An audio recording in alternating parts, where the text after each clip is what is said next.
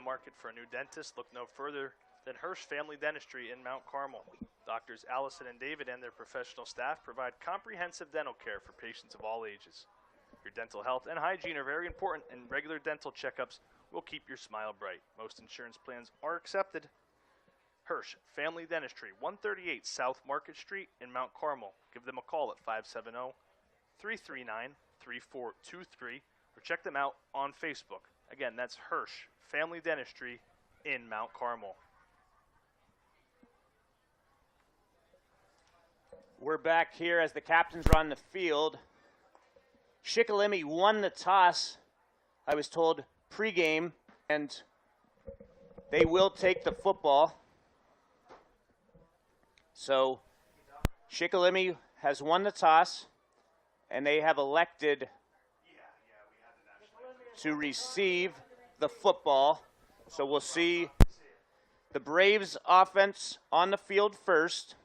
Again, nothing to lose for the Braves. It would take a near miracle, even with an upset over the Tigers, for them to make the playoffs. But having a young roster playing competitive against the Tigers would provide them with a lot of confidence heading into next season. Looking for Southern Columbia to win a third straight game, adding some momentum as they enter postseason play, going to try and win a record 32nd District 4 championship, and more importantly, they hope to be playing a month and a half from now in Cumberland Valley for the 2A state championship at a chance for 8 consecutive state title victories in a row. Simply unbelievable. So the Braves taking over first here, Casey. Last week at Bloomsburg, the Panthers got out to a 7-0 start after the first quarter against the Tigers. Southern went on to score 33 unanswered early into the third quarter to take a 33-7 lead. And last week was just the second time the Tigers topped the 50-point mark this year, which people think it only the second time. Well, Southern Columbia obviously over the years has made that a regularity. Yeah, they have. It was a big kick return from Bloomsburg last week that got them into good field position. We'll see if Southern Columbia special teams coach Mike Johnston has his team ready to go as we're kicking off here live from Tiger Stadium. Shadle kicks it deep.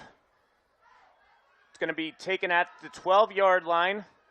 Nice block, propelling the runner out across the 30. That was Thomas Pollock. So Pollock gets out to the 35-yard line where the Braves will start Week 10 and their regular season and season finale. Yeah, and it's Brody Rebuck, Dave, the 6-foot, 215-pound junior signal caller. Going to be in, like you mentioned in the pregame, in the shotgun, in this spread formation most of the game. We'll see how the junior signal caller tries to dissect this Tiger defense. So the Braves will start in a shotgun formation. 2 receivers each side. Rebuck's back to pass. He looks. He completes it. It's going to be short of the marker, but about 8 yards on the play. Catching that pass was Corbin Stahl. Yeah, the Braves, they like to go to both their wide receivers. Stahl, 5'10", 150-pound sophomore, paired with Thomas Pollock, a 5'8" sophomore. So, again, the underclassmen, just like the Tigers, the Braves have a ton of them. Going to get them into action here early on. It's going to be a handoff to Derek Turbert Ortiz. He's going to get the first down as he's rumbling his way forward. 3 Tigers had a chance at tackling him. He gets all the way out to midfield, 6 yards and a first down. Heavy running there by Turbert Ortiz in his final high school football game. Rumbling, bumbling, stumbling, Dave. He's a load to bring down out there. It took 4 or 5 tacklers from the Tigers to finally get him on the ground. This opening drive starting promising for the Braves. A big first down to kick things off. Actually takes it into Tiger territory to the 49. Shotgun with trips to the far side. Fakes the handoff. Raybuck scrambling, and he's going to be sacked on the play. Coming up with the sack, couple Tigers in there. Brady Arnold along with Ethan Mikowski. Yeah, that time Andy Mills brought the pressure for Southern Columbia. Raybuck did a nice job to dodge the would-be initial sack from Yankowski, but a host of Tigers were there to bring them down for a big loss there on that first down play. Loss of 4 on the play. Makes it 2nd down and 14. Pass is going to be complete to Pollock. Pollock breaks a tackle. He's fumbling the football. I think he did recover it, and he ends up picking up a 1st down. So a 14-yard pickup. Pollock tried eluding a 3rd tackler after breaking 2 tackle attempts and is able to fall on it for the 1st down. Yeah, it was a nice play there, Dave. I thought maybe they might get the Braves for a little offensive pass interference, but it was actually a really nice pick play that they ran on the perimeter, got into some open field, and listen, they're tough to bring down in the open field. Ball did hit the turf. Braves fortunate to jump back on it. So it'll be 1st and 10 from the 39 of the Tigers here early on.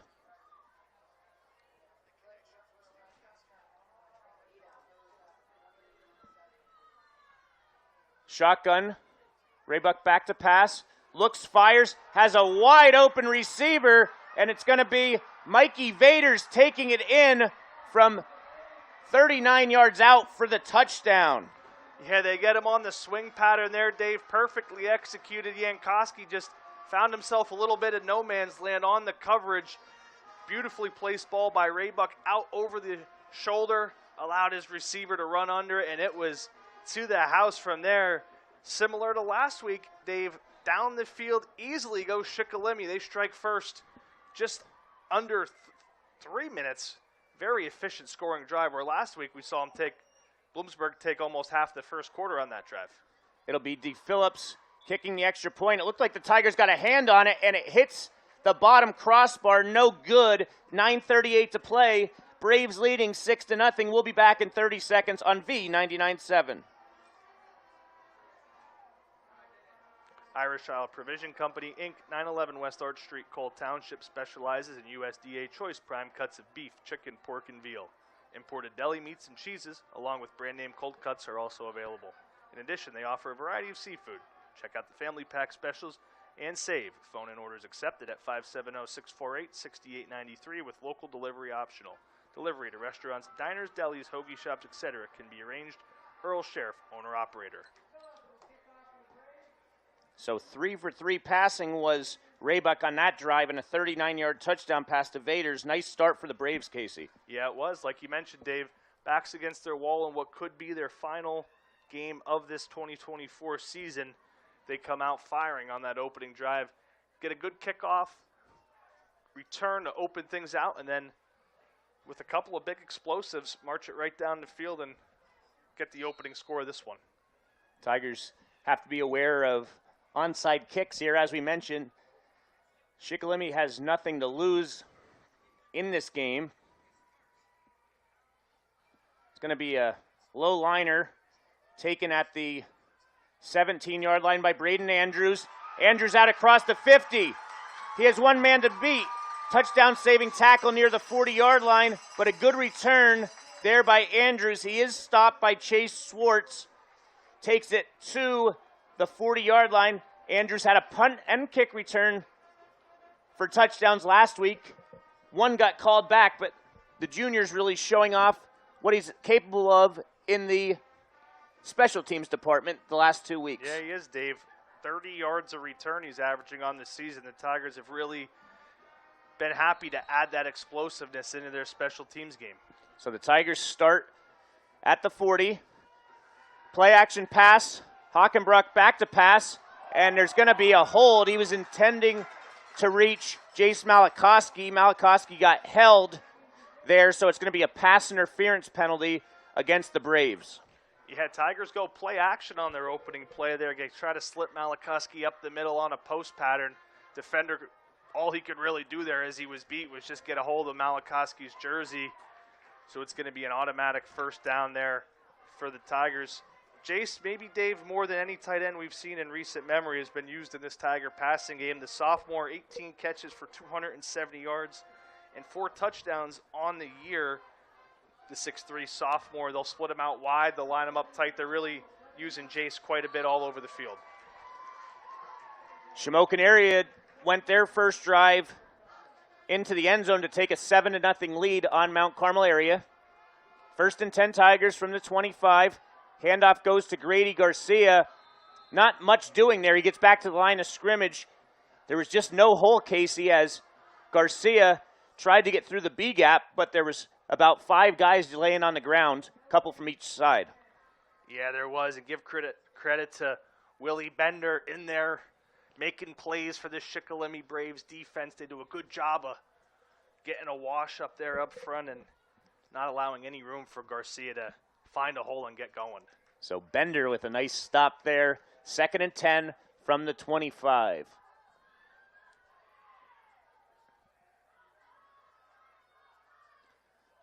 Going to be a handoff to Andrews as Bremagen, his lead blocker, out in front. Andrews is going to be tackled at the 25-yard line, or from the 25, he gets down to the 20-yard line for a gain of 5. 3rd and 5, it's 4-down territory regardless for the Tigers. Yeah, big there after you don't pick up anything on 2nd down. To pick up a chunk, like Dave mentioned, 4-down territory here, so you have 2 plays to pick up these 5 yards. Ball sitting just outside the red zone.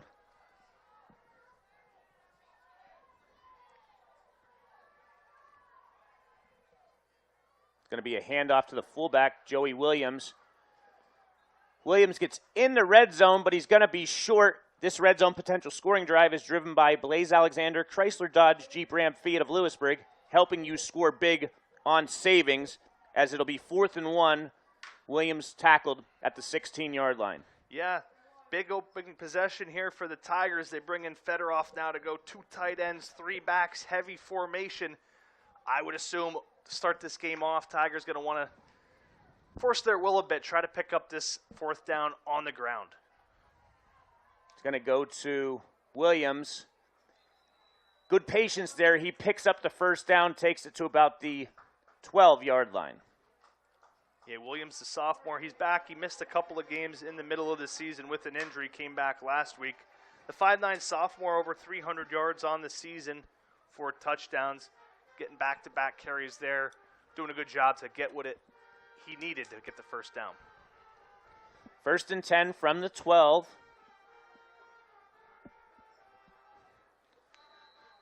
We have a flag on the play. Somebody lined up offsides. We'll see who the guilty party is. It's going to be against Shikellamy. So, Casey, you know what was going through my mind, a penalty against the Tigers. We've seen that how many times this year after a 1st down? Yeah, we have a number of dead ball, unforced errors from Southern Columbia this year, but that time against the Braves, and it really puts the Tigers in a position where they can be aggressive here on 1st down. 1st and 5 from the 7. Pitch to Andrews. Andrews gets inside the 5, fights forward, and he gets into the end zone for a 7-yard touchdown to tie things up with 6:48 to play. Yeah, the pitch play there off to the weak side. Andrews cuts it back up, puts his head down, gets just enough to get that Tiger touchdown. Andrews becomes the first Tiger ball carrier into double digits, Dave, touchdowns. That's his 10th on the season. Andrews came in to this game with 791 rushing yards, so he also went over 800 on that carry.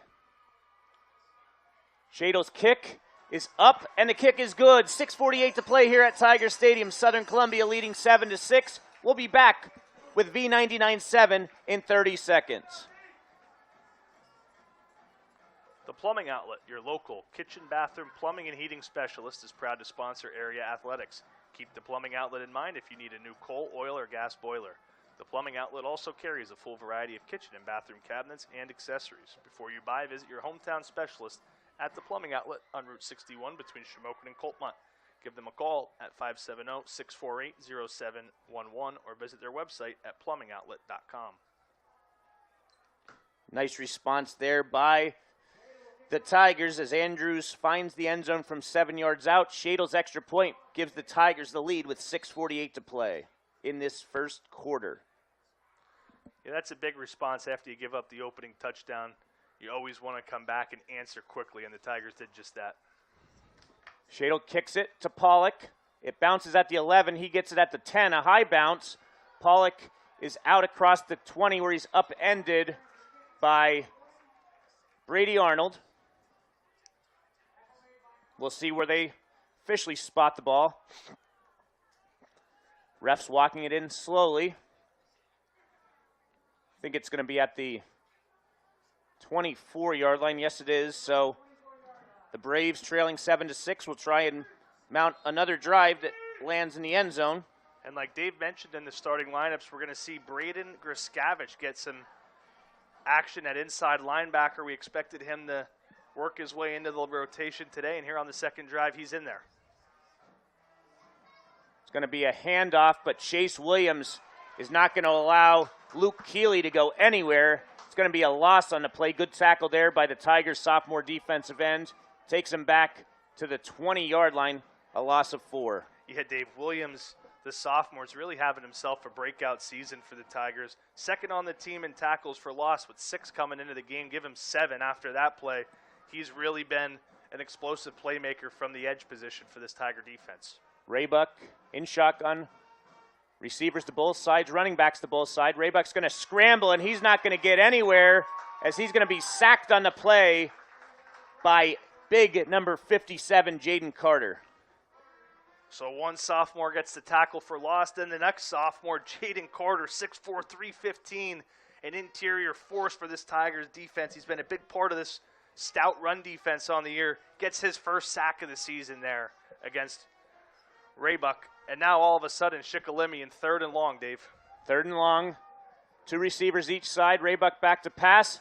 It's going to be intercepted and taken back 24 yards by Nate Gallagher. Yeah, Dave, perfect coverage there by Gallagher. He was sitting on that route. Raybuck didn't see him. Gallagher with the great hand steps in front, takes it back all the way for a pick 6. So Southern Columbia's defense, we see him respond in a big way after the opening drive. Giving up 6, this time they get 6 of their own. Tigers lead this one 13-6, 5:30 to go in the first. That was just the 5th interception for the Tigers this season, as Gallagher's first career pick goes the distance to extend Southern's lead.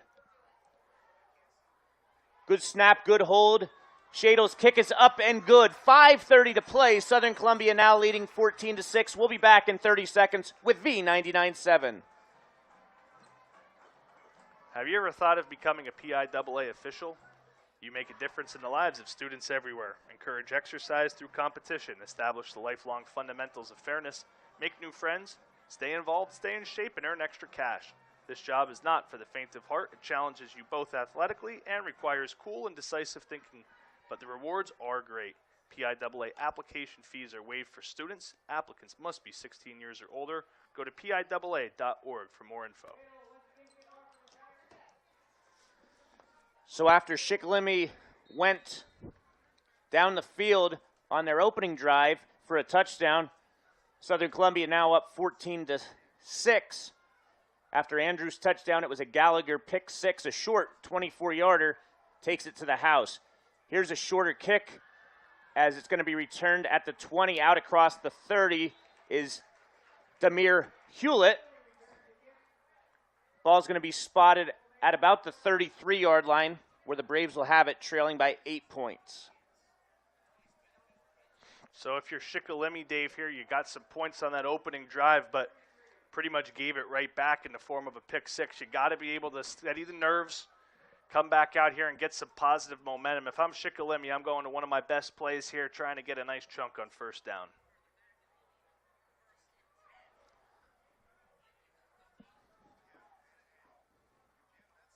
Handoff goes to Pollock, and he's going to get a couple.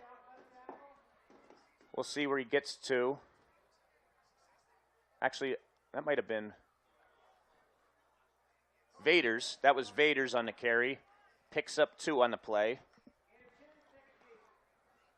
So it is positive yards. That's what Shikellamy looking for there. Just steady everything after that pick 6 as they look to the coaching sidelines. Plays on their wristband. They don't really huddle, Dave. They just stay in formation here. 2 backs alongside of Raybuck now. Fakes the handoff and broken up at the line of scrimmage by Gallagher. Gallagher, that would have been a heck of a tough interception, but he had a chance at another pick 6, less than a minute of game time apart. Yeah, they're trying to run the RPO, read pass option there, Dave, and Gallagher just sitting there in the flat from his outside linebacker position, read it the whole way. If that pass was maybe a foot lower, I think he might have his second pick six in the quarter. Danville leading Selinsgrove 14-0. Mifflinburg leading Lewisburg 7-6. Red Tornadoes are trailing the Indians 7-0, but are driving as Raybuck back to pass. He looks, he fires, and it's going to be caught. What a catch into Tiger territory. Oh, outstanding pitch and catch there from Pollock to Corbin Stahl. He went over the back shoulder. Brecken Reamer, the Tigers cornerback, was in good position. He got his head around, and just as he did, it was Stahl making an outstanding catch. Good job of getting his feet in bounds, too. That would have been good in the NFL. He got both feet down just when Shikellamy needed it. They get a big play through the air. So that covers 32 yards for the first down all the way to the Tiger 33. Handoff goes to Keeley, and not much to do there as Arnold and Williams in there along with Dom Fedorov. Give him a yard on the play.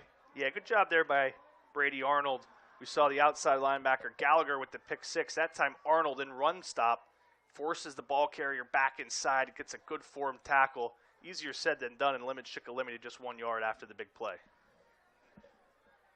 2nd and 9. Raybuck back to pass. Looks, fires, broken up on the play. I think it went through 2 Tigers.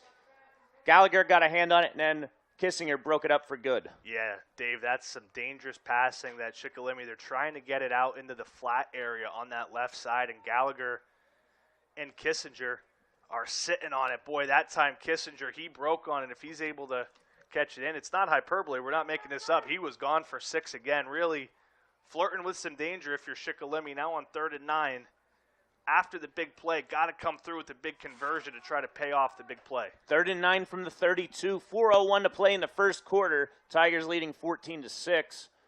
Raybuck back to pass.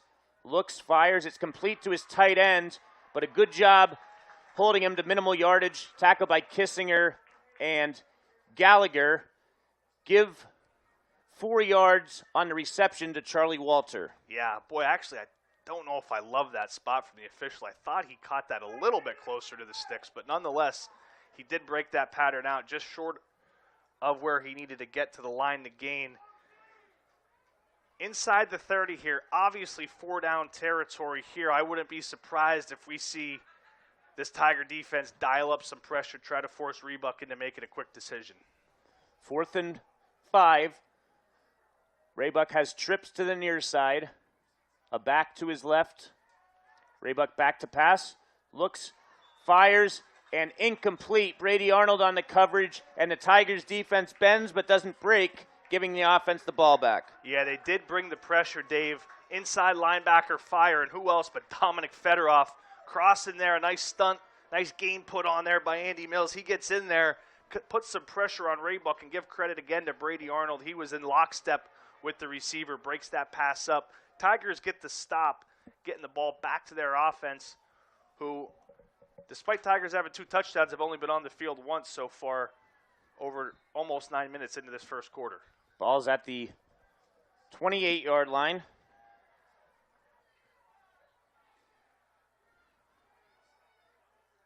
Handoff goes to Caden Hopper. He breaks a tackle. He's out near midfield.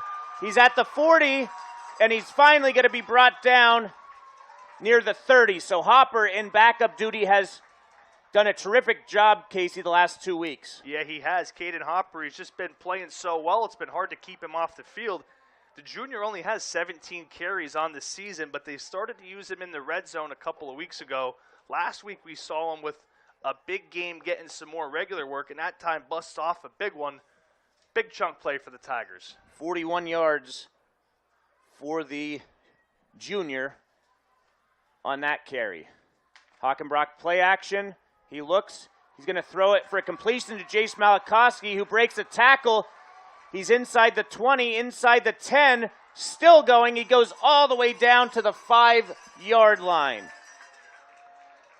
Boy, Dave, you really like to see that out of a young quarterback in Hockenbrock. Jace Malikoski wasn't his first read on that play. Malikoski's running a drag over the middle, but Hockenbrock coming off that play action fake, sees him wide open, crossing over the middle, puts it on target where Malikoski can catch and run. The big tight end for the Tigers rumbles into the red zone. The red zone is brought to you by Blaze Alexander Chrysler Dodge Jeep Ram Fiat of Lewisburg. First and goal, Tigers from the 5. Hand off to Andrews.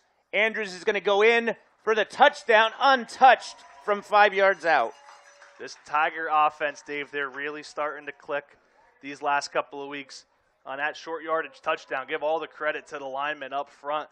Stein, Bremingen, McHale, Smith, Quinton, Leffler, those guys paved the way. Untouched goes Andrews from 5 yards into the end zone for 6.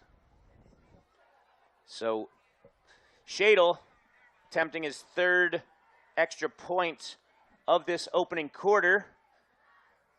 Snap is down, kick is up, and kick is no good. So Southern Columbia leading 20-6 with 2:07 to go in this first quarter. We'll be back with V99.7 in 30 seconds.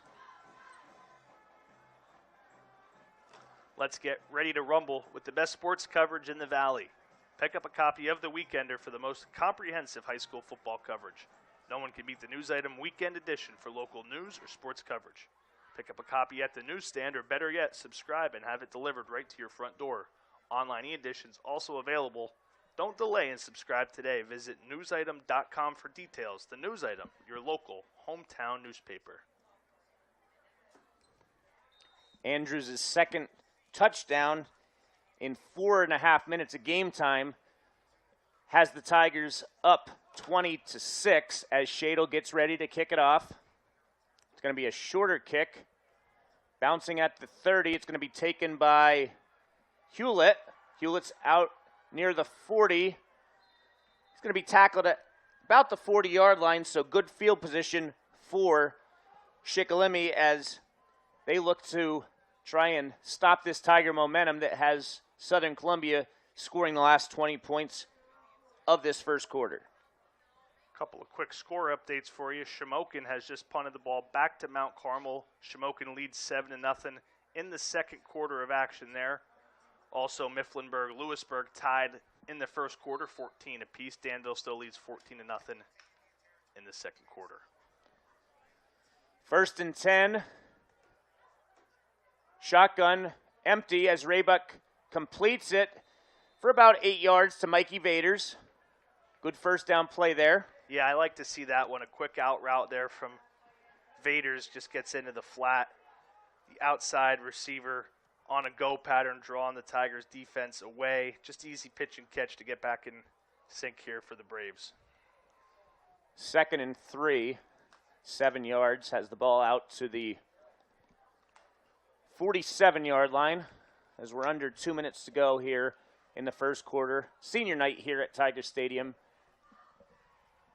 Raybuck back, looks, fires. He completes the pass for a first down to Stahl, who takes it to the 45-yard line of the Tigers for a gain of 8. Yeah, so we've seen Stahl a couple times here in this first quarter make some big plays. That time, a really good comeback route. He gets his foot into the ground, breaks it back off near the Tigers' sideline. Raybuck back-to-back times on time and on target for the Braves. 5th first down of this quarter for the Braves, and that's already the 11th pass attempted by Raybuck. The junior's going to swing it out to Vaders towards Shikellamy's side of the field. Nothing doing as he turns it back upfield.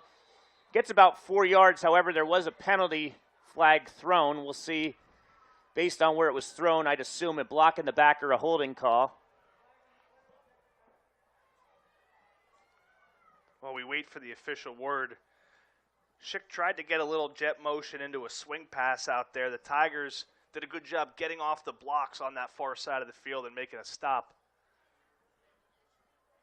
Long discussion here.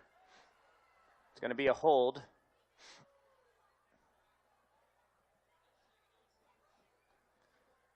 holding, and they came over to ask the Tigers if they're going to accept it. Pretty obvious, yes, you're going to accept that penalty. Why would you not take them back 10 yards instead of moving them forward 5? Well, Dave, sometimes you just got to be sure. You don't want to – you never know. Coach Roth might be trying some unique strategy out there. You never know. True. Dave, just to mention here quickly, it looks like a little substitution here for the Tigers going to their NASCAR package, expecting Shikellamy to come out and pass. NASCAR package in football typically means you get your 4 best pass rushers onto the field, so they bring Bremingen and Pyatt on. But first, it looks like Shikellamy, Dave, going to want to talk this one over. So with 57 seconds to go, Tigers leading 20-6. We'll be back in 1 minute with V99.7. For the best available coverage at the best price, contact Rennell Road Armel Allstate Insurance Agency, 921 Westminster Drive in Williamsport, your local Allstate insurance agent, offering financial services and insurance for auto, home, life, and more. Save cash and be better protected. For a personalized insurance review, call Rennell Road Armel Allstate Insurance Agency at 570-326-6645. Visit them online at rroadarmel@allstate.com. Rennell Road Armel Allstate Insurance Agency. You're in good hands with Allstate. Sunbury Motors has been the area's total automotive solution since 1915. The North 4th Street Auto Plaza Sunbury has an unbeatable selection of new Fords and Hyundais. Sunbury Motors Kia is the #1 Kia dealer in Central PA and is located on the Golden Strip in Hummel's Wharf. For your next vehicle, visit Sunbury Motors at the North 4th Street Auto Plaza Sunbury, Sunbury Motors Kia, routes 11 and 15 Hummel's Wharf, or go online at sunburymotors.com. Out of this timeout, it'll be a 1st and 17 based on where the holding penalty was thrown. Raybuck back to pass. Has some time. He scrambles. Pressure. Gets it thrown out of bounds. Incompletion as Mikowski provided the pressure for the Tigers. Yeah, Mikowski coming from that backside, the weak side. Give credit to Raybuck for sensing that pressure, stepping away just a bit and getting enough on that pass because he's throwing from the far side of the field, throws it away all the way over here to the near side to the Tigers bench. If he would have left that hang just a little bit, Blaze Kissinger, the Tigers cornerback, was kind of sitting there waiting. Could have maybe got an interception on it, so give credit to Raybuck just getting that ball out of bounds. 2nd and 17.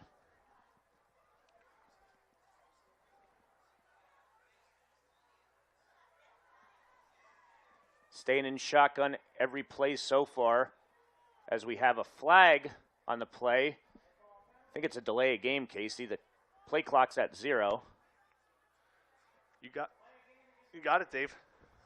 So delay of game against the Wildcats. It's the Braves, isn't it? Yes, it is the Braves. I'm looking at my phone, and I see a Mifflinburg-Lewisburg tied at 14-14, and I'm thinking Wildcats. Well, I didn't know if there was like a name change or something that happened there. I just wanted to – I was more asking for myself, honestly, there. If there was, I certainly wasn't told so, but we have a 2nd down and 22 now for the Braves. Shotgun formation, swing pass to Keeley. We'll see where they move it to. It was at the 43. Takes it to the Tigers' 49, so a gain of 8. And you gain 8 there, Dave, but when you get into 2nd and 22, there's just not much in the playbook to get that back. It's a good job getting 8, but after taking a sack and then that delay of game dead ball penalty, you're still 3rd and very long here. Tiger defense more playing just a preventative. You see Gallagher shift back into a safety position. We've seen the Tigers do that, play more 2 safeties, 2 high look than really I've seen in recent memory. 3rd and 14.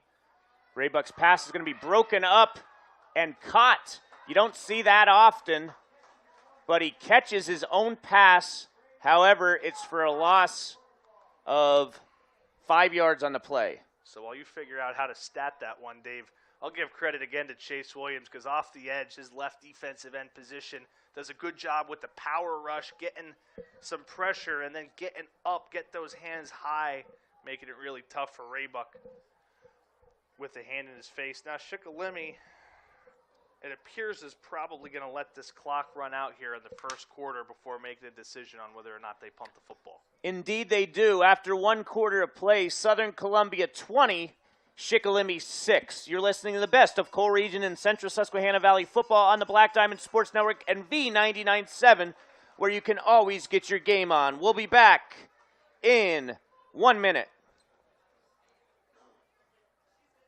Concerned about not having what it takes to find a living wage job locally? An associate's or a certificate could provide you with the necessary training. A new community college in the Central Susquehanna Valley means you wouldn't have to travel to Nanticoke, Scranton, or Harrisburg. Susquehanna Valley Community Education Project proudly supports Danville, Mifflinburg, Mount Carmel, Shamokin, and Southern Columbia on the Black Diamond Sports Network. Good luck to all teams in Montour, Northumberland, Snyder, and Union counties this season. For more information and courses now offered, please visit newcommunitycollege.org or click their banner on the Black Diamond homepage. Again, you can check for live score updates on the Black Diamond Sports Network X account at Black Diamond SN. Over a decade of broadcasting excellence, it's the Black Diamond Sports Network where you can always get your game on. Back here out of the first quarter timeout, Raybuck back to punt, and it's going to be downed at the 12-yard line, it appears. Actually, the 15, I think, is where they're going to spot it. It was rolling as Vaders touched it. Could have let that puppy roll down and had it very deep in Tiger territory. Yeah, I thought Shikellamy had a chance to put him inside the 10 there, but nonetheless, it was a really nice punt by Raybuck to flip field position here. So, in 2 drives, Southern Columbia has 2 touchdowns. Their offense has been clicking on all cylinders here. And Dave, I think we have... No, I thought there was going to be an official's timeout there, but they're just trying to get the football situation situated out there. And they do move the ball back to the 14-yard line.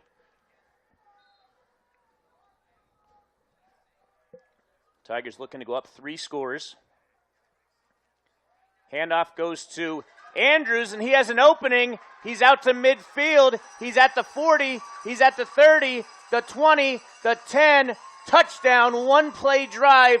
Braden Andrews scores from 86 yards out to finish off his hat trick in the end zone. Dave, you know the old adage, you could drive a truck through that hole. Give the credit to the Southern Columbia offensive line to open things up, and then Braden Andrews turning on the Jets, outrunning the Shikellamy Braves defense. 1 play, 1 carry, 1 touchdown. Give him 3 on the evening. Southern Columbia rolling here in this one. So that drive took all 14 seconds for Andrews to score 86 yards. Once he got through the initial hole, nobody was catching him. High snap, good hold, kick is up. Kick it again is no good, so the score is 26-6, 11:37 to go in the first half. We'll be back with V99.7 in 30 seconds. Whether you're hosting a Halloween party, decorating your home, or looking for the perfect spooky gift, Pretty Petals and Gifts by Susan and Pac Sinus has you covered. Pretty Petals and Gifts by Susan is your one-stop shop for Halloween decorations that will leave your guests screaming for more. Open 10 a.m. to 6 p.m., Monday to Friday, and Saturday 10 a.m. to 1 p.m. Now, Pretty Petals and Gifts by Susan is also offering DoorDash deliveries.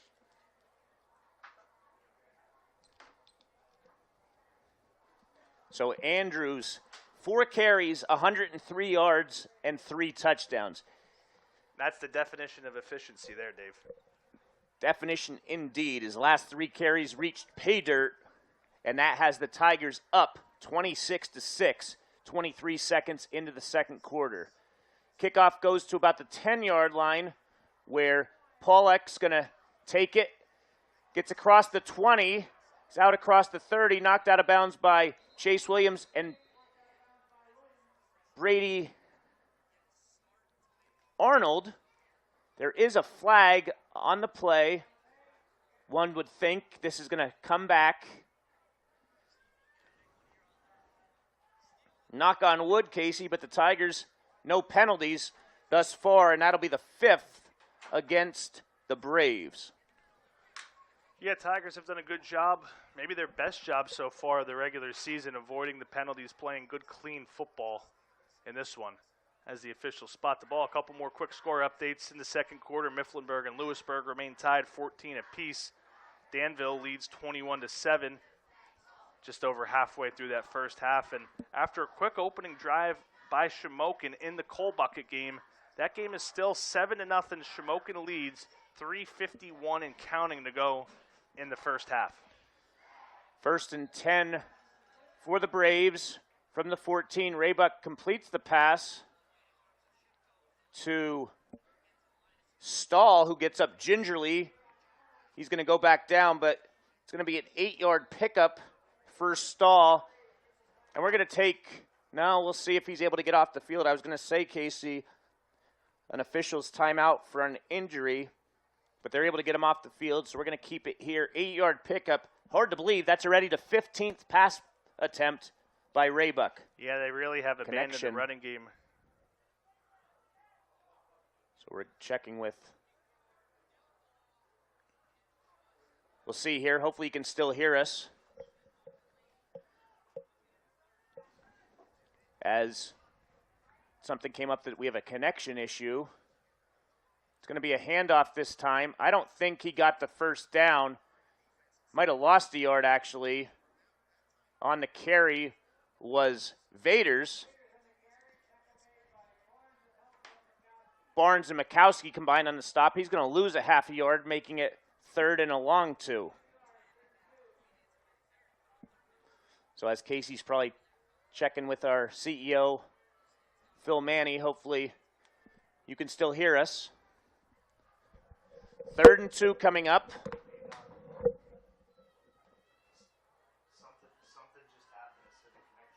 It's going to be a keeper by Raybuck, and he's going to be stopped at the line of scrimmage. Actually gets a yard.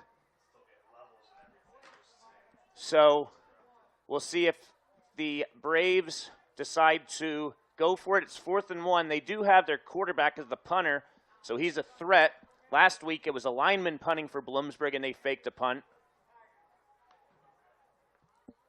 So we're back here as Raybuck gets the punt off, and the punt is going to be downed at the 35-yard line. So the Tigers defense does its job.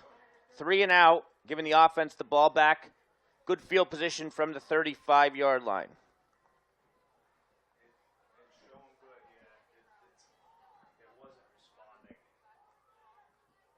So are we off air?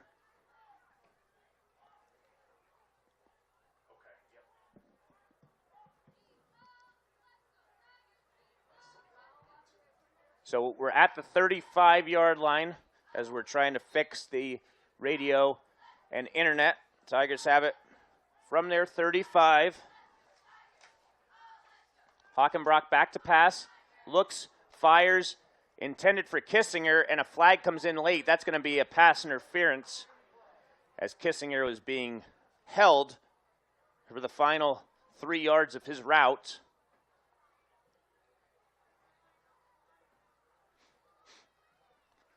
$15-yard penalty will give the Tigers a first down. That's the 6th penalty of the night for the Braves. First down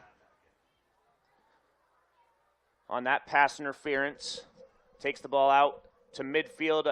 The SC logo here on Jim Roth Field inside of Tiger Stadium as the Tigers are leading 26-6 with 9:20 to go in the third quarter, or in the second quarter. We want to welcome back V99.7. We apologize. There is a server error with our Meridics that broadcast the games out. We are reconnected, I believe, now, though, so apologize to V99.7. Hockenbrock on the keeper. He has a first down. Gets to the 35. However, there are 2 flags on the play, thrown in 2 different locations.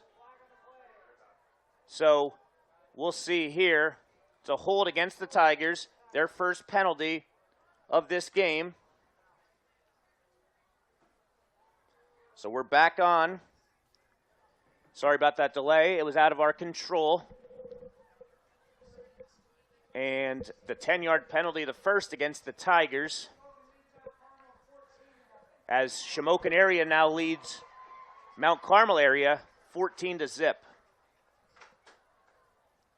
The Red Tornadoes have held that coveted coal bucket since 1995. Another connection error. Another connection error. We're going to keep going here. We'll leave it up. Casey might get a call back as Hockenbrock's going to throw the pass. It's going to be caught by Garcia. What a catch by Garcia. A diving catch for a first down. A 30-yard completion to Garcia. First down, Southern Columbia, as the freshman made a diving grab to catch Hockenbrock's pass, a post pattern out of the backfield.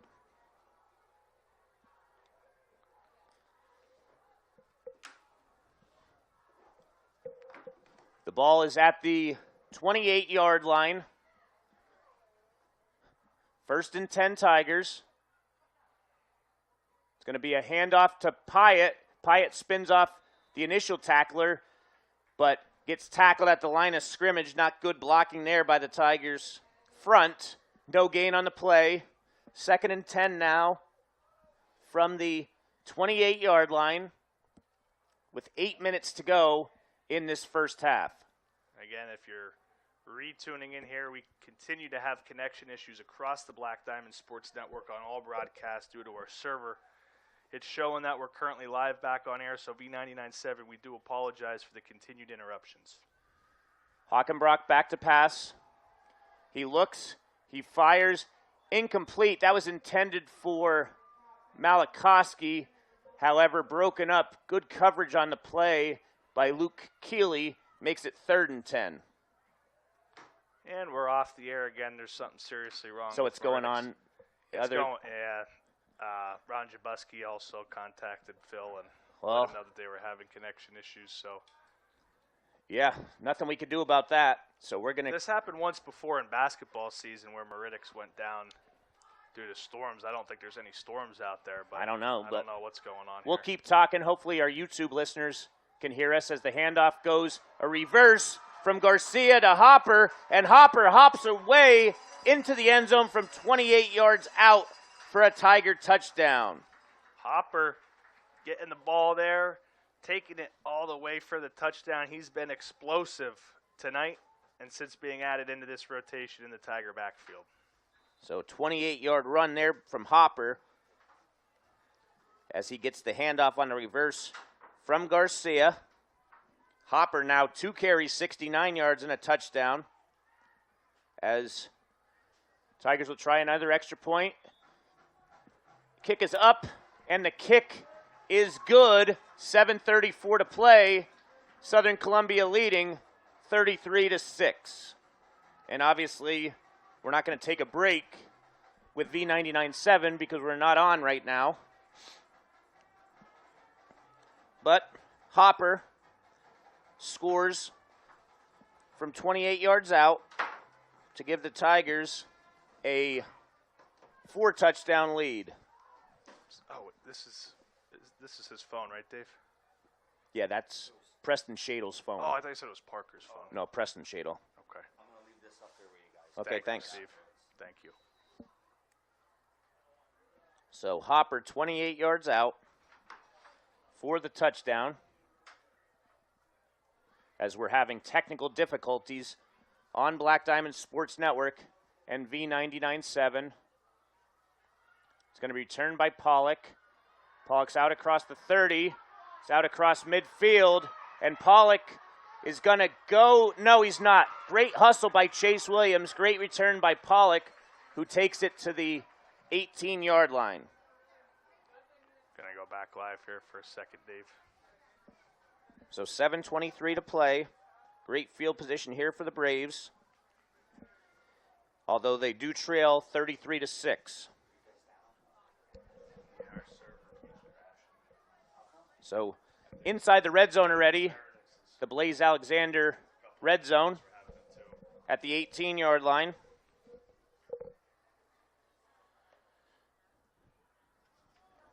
Big return there, Dave. Gives Shikellamy a spark that they desperately needed here after the Tigers have rattled off 33 consecutive points.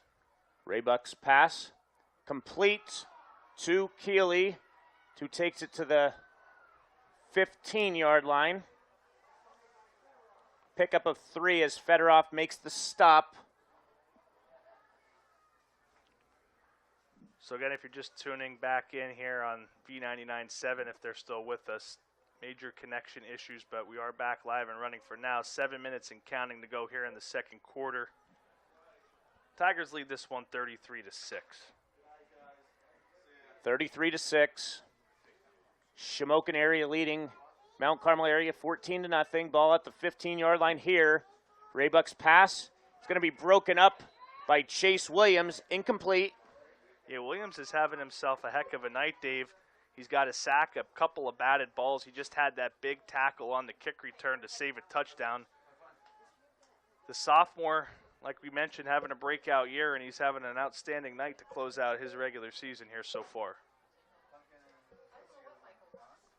So it'll be a 3rd down and 7 from the 15-yard line as the Braves trail 33-6 with 6:41 to go in the first half. And it looks like at Mount Carmel area, everybody's coming off the field. I don't know why.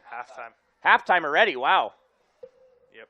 Pass in this game falls incomplete, so the Red Tornadoes are trailing 14-0 as the Indians looking for their first coal bucket in 3 decades. 4th down coming up here on Jim Roth Field for the Braves after that big kick return. And like we mentioned, 33 unanswered for the Tigers. The Braves really are going to want to pay this one off down here in the red area as they get the play from their sideline. We are interrupted again, I see, so talking to nobody again. Do we know, do the YouTube listeners, can they still hear us? I'm not sure. 4th down, Raybuck's pass, incomplete, in and out of the hands of Pollock. He was going to be short of the 1st down anyway, so the Tigers defense forces their 2nd turnover on downs of the evening. So Southern will have the ball with 6:31 to play in the first half from their 15-yard line.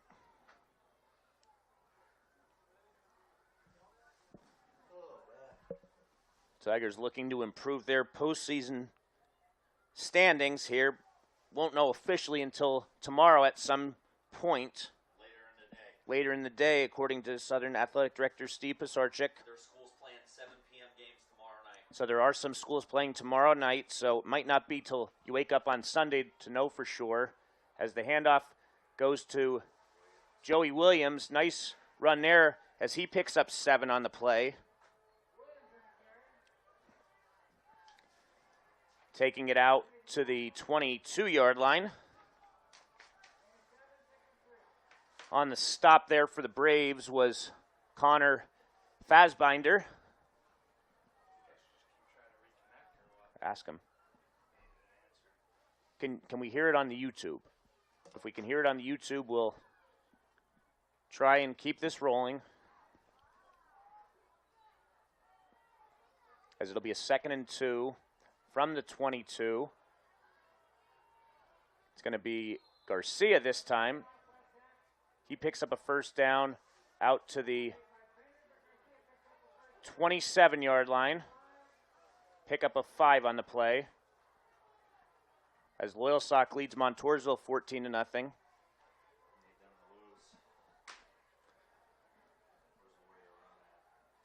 First and 10 Tigers. From the 29, handoff goes to Williams. He gets 2 on the play.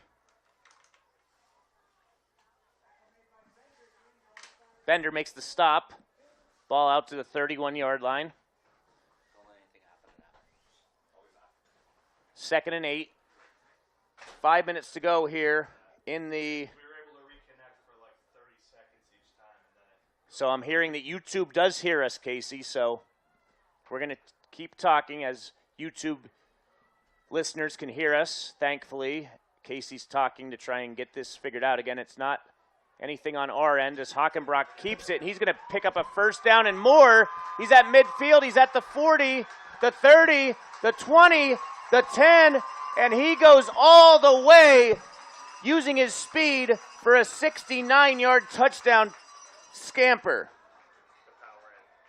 Nice run there by the quarterback, showing his speed, showed his toughness to break the initial tackle, and he takes it 69 yards for the score.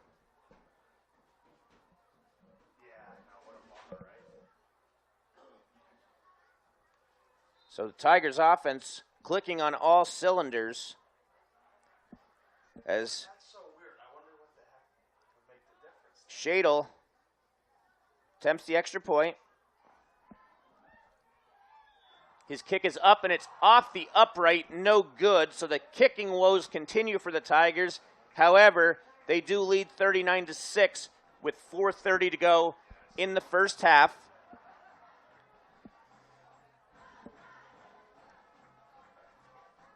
One thing with those missed extra points, the game as of right now would not be in the mercy rule after the second quarter.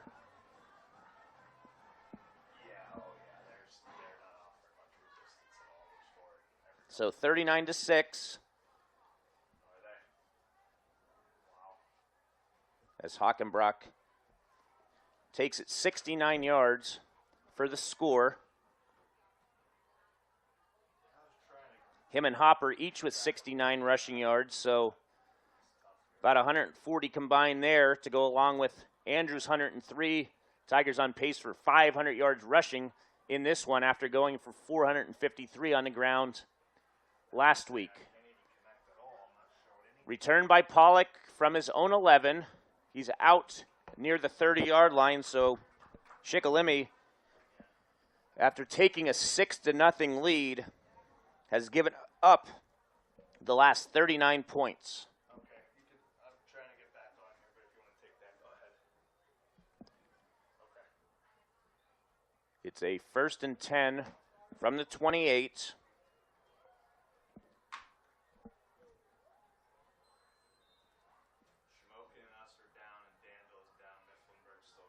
So Mifflinburg sounds is the only game on the Black Diamond Sports Network that is currently working. Danville just went down as well as Raybuck's back to pass. He looks, he fires. It's going to be caught, I think, yes, by Walter, the tight end. Walter takes it out to the 47-yard line, so 19-yard pickup there on the 20th pass attempt of this first half. That's Walter's second reception. 20 pass attempts already by Raybuck here with still 4 minutes to go before halftime. Raybuck passes again to Walter. Good job there of Nate Gallagher making the tackle near the line of scrimmage.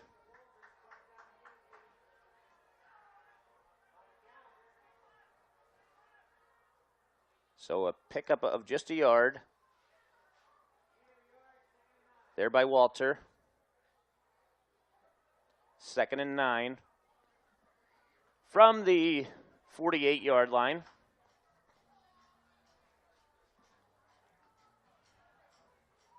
Raybuck back to pass again. Completes it to Pollock.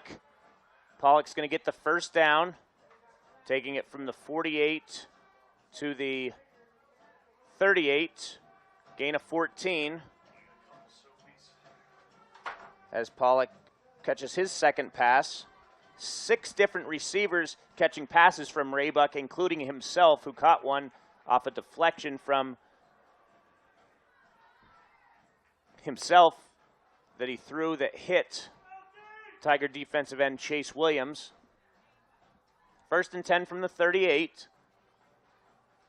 Back to pass is Raybuck, and he goes down as Joey Jankowski makes the sack. So the third sack of this half. First one combined from Arnold and Makowski. Second one Carter. This one Jankowski. That takes the ball back to the 43. It'll be a 2nd and 15.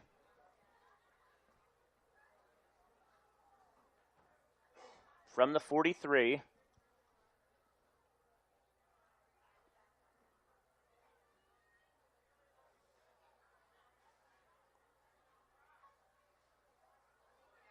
Raybuck back to pass, looks, fires, it's complete, and breaking a tackle is Stahl. From the 43, he takes it to the 16, so 27-yard pickup there. No, 43 to the 16. Yeah, 27-yard pickup. 4th catch of the first half from Stahl.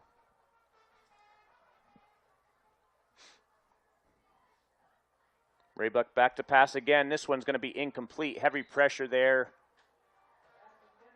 by Arnold for the Tigers.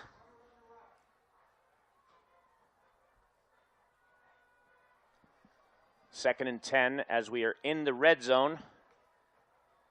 The red zone provided to you by Blaze Alexander, Chrysler, Dodge, Ram, Fiat of Lewisburg, helping you score big on savings. Shikellamy will take a timeout. And we're here, thanks to the YouTube page, that we're able to still be heard by some of our viewers. Again, if you're just joining us on YouTube, nothing going through our website or on V99.7 as Meridix has an issue. That's the software we use to broadcast these games. In 3 of our 4 Black Diamond games, there's currently connection issues, including the Coal Bucket game, which is led by the Indians 14-0. Out of this timeout, it'll be a 2nd down and 10.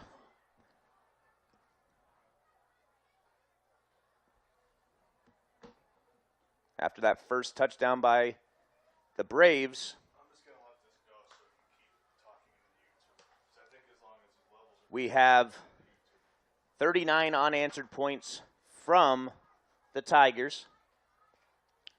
This is Shikellamy best chance at scoring since that opening touchdown pass to start things off. 2nd down from the 16.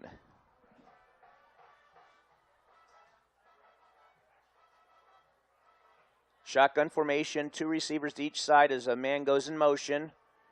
Raybuck back to pass.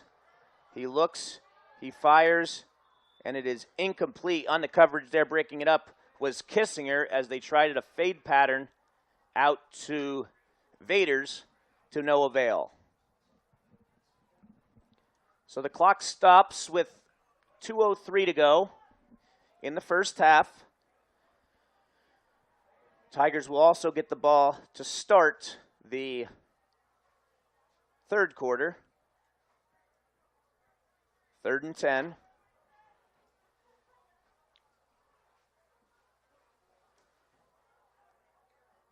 Raybuck back to pass. Looks, he fires. It looks like it's the same route, and he overthrows his intended receiver, Pollock. So now it'll bring up a 4th down. 4th and 10 from the 16 as Casey Reed joins us. He's been handling the technical issues to the best. What's the time, Dave, where you could use Southern Columbia technical, whatever, what's his job title? PK. Yeah. Chris PK Workman Medin could really be of assistance here right now, but. Well, I don't know, really, because if it's Meridix's issue. Nah, I'm just joking now. There's nothing he could do. 3 of our 4 Black Diamond broadcasts are down. Nothing it appears that we could be doing. It is our host server appears to be down. As Raybuck's pass intended for his tight end falls incomplete, so Southern Columbia's defense forces a 3-and-out. Or I'm sorry, not a 3-and-out. Yeah, 2 drives to go with 3-and-out, and the last 2 drives, turnover on downs to take over as Raybuck, Casey, has thrown the ball 27 times in this opening half. Wow, that's a lot of passes, Dave. Southern Columbia still all 3 timeouts, a minute and 53 to work for as they look to put this game into the mercy rule, now known as the competition rule, by halftime. One positive of the technical issues while I was on the phone with the CEO, Dr. Philip Manny, I was able to slide next door to the Polish party. Superintendent Jim Becker putting on quite a spread over there, Dave. Those soupies, very, very good. Very good. Hockenbrock recovers the fumble. Snap exchange there. And if you're the Tigers here, a minute and 30 to go, I think I would like to see a little bit of urgency here. Get some work in your 2-minute offense. See if you could get it rolling. Never hurts to work on that as the playoffs are looming. So loss of 2 on the play. As it's going to be a foot race. And Caden Hopper, another big run. He's at the 30, the 20, the 10, still going, and he takes it in for a Tiger touchdown. Don't need to practice the 2-minute drill when you could just hand it off to Caden Hopper and he could take it 86 yards. 86 yards to the house. Have a night, young man. Wow, the junior. Dave, just a couple of weeks ago, he wasn't seeing the field offensively. He's earned his way onto this field, and boy, is he ever capitalizing on an opportunity. Having a big night again tonight. Tigers offense absolutely exploding here in what could be their final game of the season at Tiger Stadium. Yeah, we don't know that for sure, but we'll bring you some score updates at halftime as this time the kick is up and good. So Southern Columbia leading by 40. 46 unanswered now, Casey, for the Tigers. That's really, really impressive football. After that slow start, you don't know how they're going to respond, but the Tigers have responded in a big way, executing offensively and defensively. You would like to see them, though, as the playoffs appear, start to execute a little better in the kicking game. Extra points, they've missed what? Because I think I missed one while we were working on that. 3 extra points tonight? Well, it should be 49-6, so yeah, three extra points missed. So that's 12 on the season between blocks and misses. I mean, 12 extra points is more than I think the Tigers coaching staff would like to see.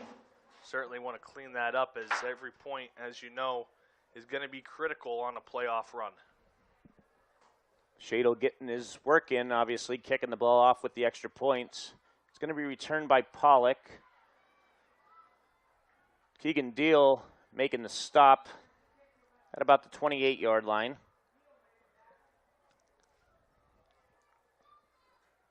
So 7 rushing touchdowns, Casey. No, 6 rushing touchdowns and a pick 6, for the Tigers. We'll have the halftime stats for you here in a little bit, as we're watching also in between plays. Halftime, Shamokin area leading at the Silver Bowl 14-0.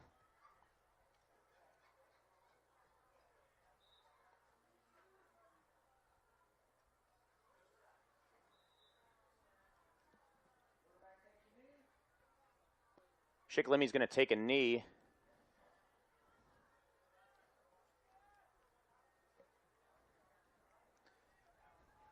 And we're going to have... So Shikelamy's had enough, apparently, Dave. 46 unanswered in the span of under 2 quarters. They're going to take it up to halftime in the competition rule, as you like to call it nowadays, and going to be a quick second half that's going to, unfortunately for the Braves, end their season at after going 1-9. They got a nice touchdown to start today, a positive note perhaps to end on, but just not doing enough to be able to stop a Southern Columbia team that has really been rounding into form here the past few weeks.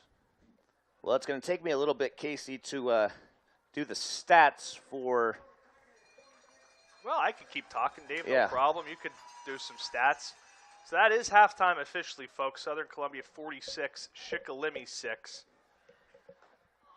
Starting off at that Shikellamy touchdown, you thought, yeah, I know we mentioned it, but you didn't know how this Tiger team was going to respond. They've gone in a number of ways this year, but offense executing big chunk plays. Dave's going to give you the exact numbers when he has his stats tallied up, but it's not necessarily been long sustained drives. It's been big explosives from both Andrews in the passing game and Hopper.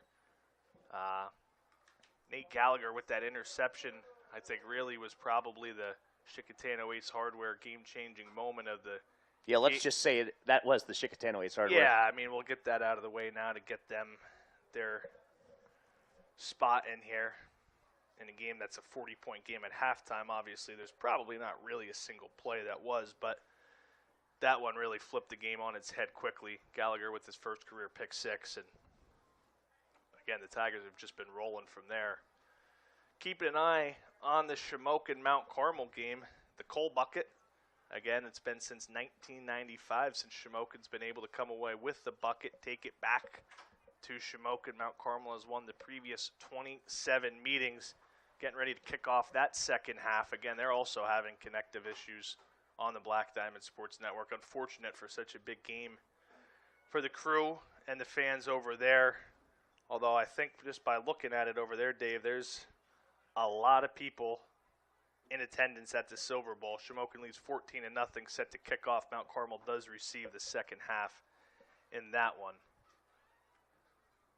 We're going to bring you some score updates from around District 4 and the PIAA. Take a look at some teams that are going to impact the Tigers' seeding, playoff seeding, as they're well on their way to finishing the regular season at 6-4. However, it's not really just up to them where they're going to finish. Again, we mentioned in the pregame they could be between 2 and 6 in the seeding, even with a win, depending on how things shake out. So all work, I think, Dave, on maybe getting some of those scores ready for you, and you could go ahead and read them. The GDK Development halftime stats, GDK Development and the Welsh family with subsidiaries Bruisers and Burger King, wishes all athletes a good luck this sports season. Again, that's GDK Development and the Welsh family. Okay, so we'll start with Shikellamy. 5 first downs, 6 penalties. On the ground, nothing doing at all. Negative rushing yards, as Vaders has 2 carries for 1 yard. Turber Ortiz, 1 carry for 6 yards. Raybuck, 2 for -3. Keeley, 2 for -3. And the team with those kneel downs, -2 yards. So negative yards rushing for the Braves. Through the air, it's where Shikellamy has spent most of their offense of play calling.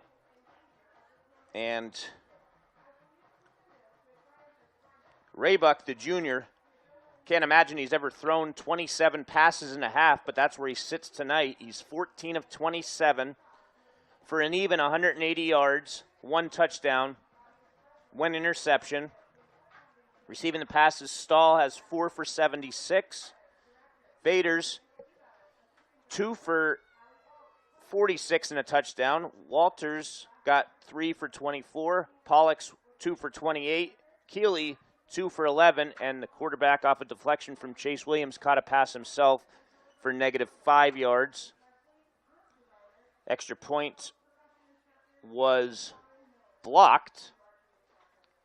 Southern Columbia's defense forced a turnover. Nate Gallagher had a pick 6 of 24 yards.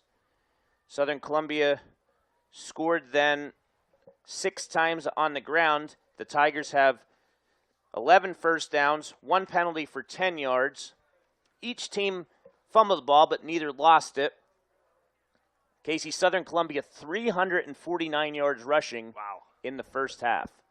And, you know, a lot of times we give credit, and rightful credit, to the running backs when there's a lot of yards after contact, but I think you got to shout out the offensive line today. The majority of those yards have been, the backs have been untouched. The line has done an outstanding job creating holes for all these backs to find a lot of running room and success tonight.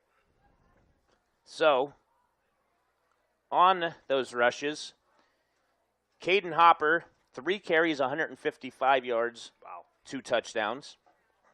Braden Andrews, 4 carries, 103 yards, 3 touchdowns. The quarterback, Hockenbrock, 1 carry for 69 yards and a touchdown. So Casey. I missed that play, Dave. Yeah. He broke a tackle and then got in a foot race and outran the defensive secondary. So you look at those 3 guys alone, Andrews, Hopper, and Hockenbrock, they have a total of 8 carries, 6 of which have went for touchdowns. Wow. Dave, real quick, since we're sort of just doing an impromptu, what were the long carries for each of those guys so far? Like the longest carry of the game? Do you have that there? 2 carries, 86 yards apiece, 1 from Andrews and 1 from Hopper. So all 3 of those guys have their longest carries of the season today. Andrews' previous long was 70. Hopper's previous long was 57. And Hockenbrock, I actually don't have that on my spotter sheet, but I'm sure it wasn't a 67-yard run. Hockenbrock's long was 36 yards. So double that up. So Yep. easily, like we mentioned, the most explosive offensive rushing attack we've seen this year from the Tiger team.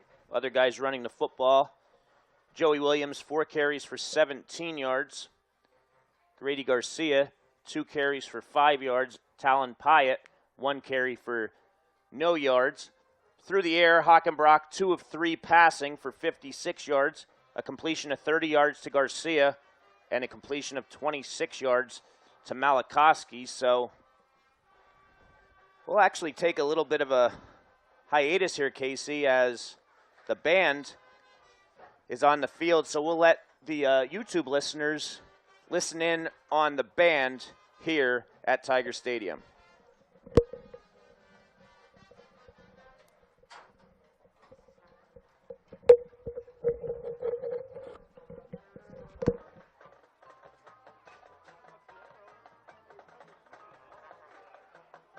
Not sure if you can hear the band, but we'll certainly be back with the second half action. I'm actually going to go back to YouTube to make sure that that was 86 yards because, like you, I was trying to think of things to help, to give you a little bit of help. Not that I provided any, but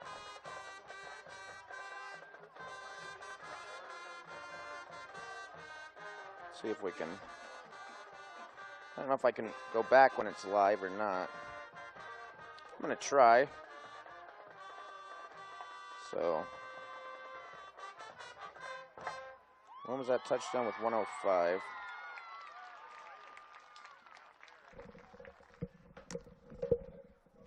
I don't think the YouTube can hear the band because I'm not seeing any levels come up. So I'll hop in here. The Shikellamy band in their Halloween theme outfits. They're in security guard costumes, doing a great job entertaining the home crowd here tonight with their halftime routine.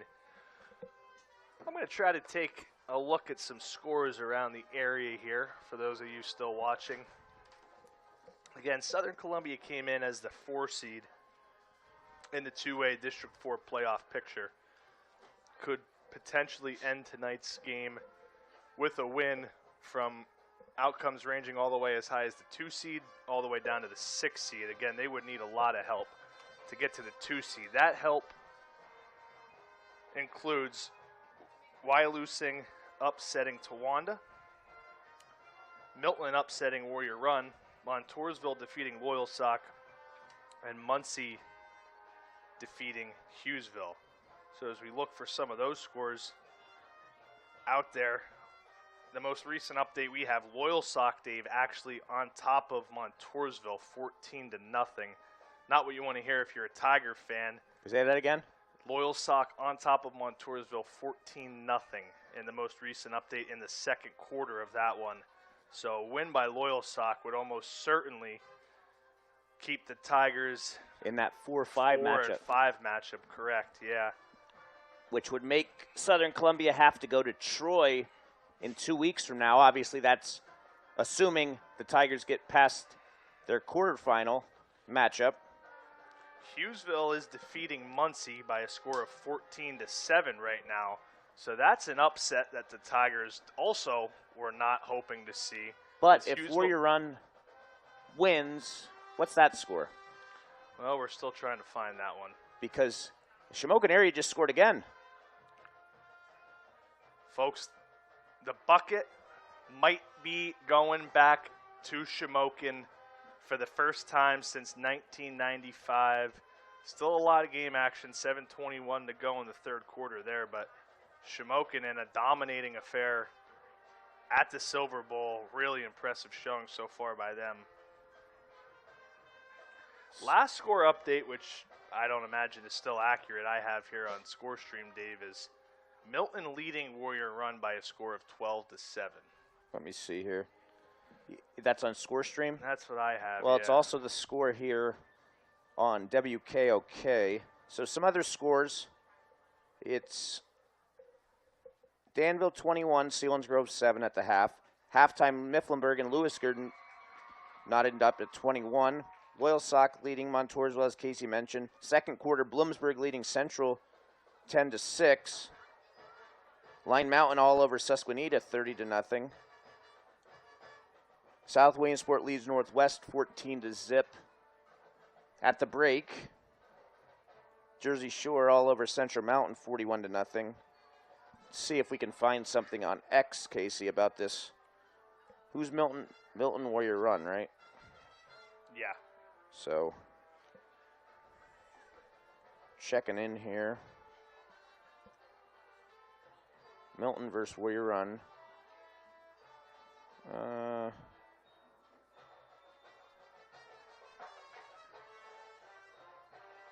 Warrior Run. Not seeing anything. Searching Milton. Dave, if I'm reading this correct, again, we want to give credit if he's listening. I know he's a Black Diamond listener, but if Ken Stevens is listening from Quakertown, he modeled out potential outcomes. In his worst-case scenario in a Tiger win, Dave, all 4 of those games are currently in the position where they would be modeled for the Tigers to fall all the way to the 6th seed in District 4 2A. Some would argue maybe not even the worst thing to drop to 6 from 4 or 5, because then albeit you forfeit a home game in the first round, you would avoid the top-seeded Troy Trojans. Again, you would have to win as an underdog or a lower-seeded team at Loyalsock in the opening round, but the Tigers did just mercy roll them in their last game. So with a backup quarterback, but I don't think a quarterback makes a 47-point swing. Unlikely, yeah. You got to play the game, but nonetheless, I don't think it's reading too far between the lines to think that the Tigers would rather be the 6th seed and avoid Troy until the district title. Again, you're going to have to beat them to get through District 4 at this point, likely no matter what. But I just think with the stakes of the district title, another week for a team that continues to get better and better each week in this Southern Columbia team, I think every week you get until you get them is a bonus. I did just see on Twitter that score is at half now. Milton leading Warrior Run 12-7. Okay. So it looks like Mount Carmel area just hit a long touchdown pass to Jalen Delaney. The sophomore broke the school single-season reception record last week in Week 9, held by former Mount Carmel area great Stevie Matzera. However, there is a flag on the play, Casey. This could be coming back. Wow, the refs could say not so fast. Mount Carmel, the Silver Bowl might erupt if they take this one away from Delaney and the Red Tornadoes. Offensive pass interference on Delaney. Wow. So nice rendition by the Shikellamy Marching Band. Let's see here. They're showing a replay, Casey. I did not see a push-off from that angle.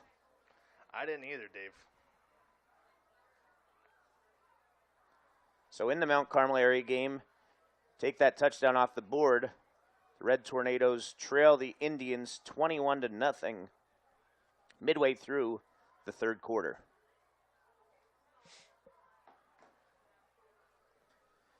And Southern will get the ball here to start the third quarter. I'd imagine Hockenbrock's night is done throwing the football. Could be done altogether. I would imagine this is going to be a situation where the entire Tigers at least starting backfield and skill players are out of this game. Let the JV team get some more work, because now as the season comes to an end, a lot of these JV players aren't going to get too much live game action the rest of the year. In a season, maybe, not really talked about a whole lot, where the JV team has probably played less on the varsity level than maybe in any year past. It's something Coach Roth has credited a lot throughout this historic, successful run that he's been on, is being able to get the younger guys a lot of action. Now, of course, also maybe the youngest Southern team in the Coach Roth era, so there are a lot of underclassmen playing, but nonetheless, it'll be good to get some of the JV guys some action here tonight. A lot of times what we see the Tigers coaching staff do, Casey, is they'll leave the starting offensive line in for a series with some of those reserve backs. But as we mentioned, they're going with 5 different backs regularly here the last couple weeks. Right. Rotating 3 halfbacks and 2 fullbacks. Well, especially between Garcia, the freshman, and Hopper, I think, who doesn't have a ton of experience. I would imagine you're going to see them at least get another series here just due to their youth and inexperience. Same goes for, I would think, Joey Williams, just a sophomore. He probably gets at least one more series until they start working some other guys in. I would imagine, well, we don't have to imagine. The clock's almost.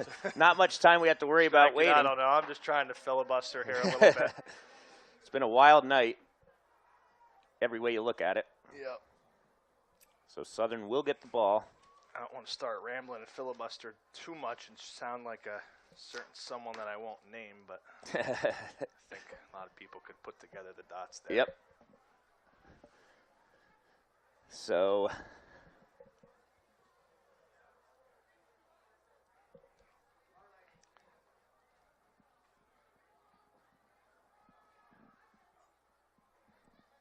I don't know, Dave. I think if this one gets over, Mercy real quick, I know that game's way ahead of us over at Mount Carmel, but we should be able to catch up to them here. I might have to run over to Shamokin and see the celebration. This has been 30 years in the making, basically. The last time they took the bucket back to Shamokin. Did they grease the grease the poles? Poles at the red lights? So we want to Silver Bowl might be without a goalpost too. They might be. They might take that all the way back up 61 and into Shamokin. It's troublesome because Mount Carmel's going to be hosting a district playoff game next week.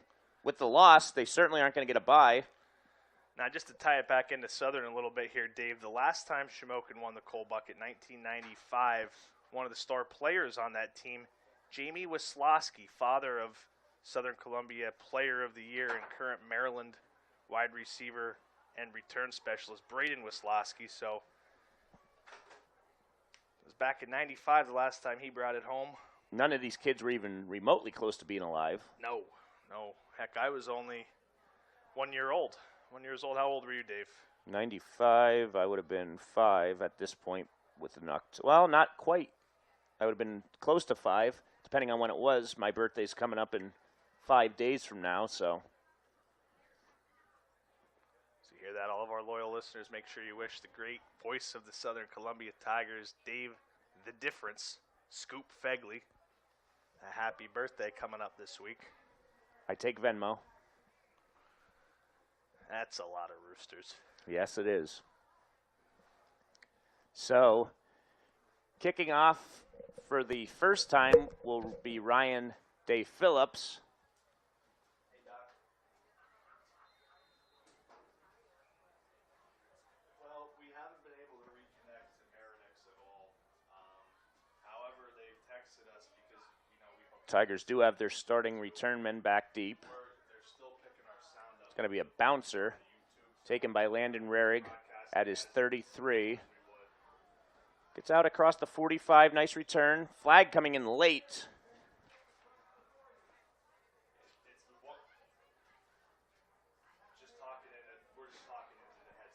We'll see what the flag is on. Holding against the Tigers, their second penalty.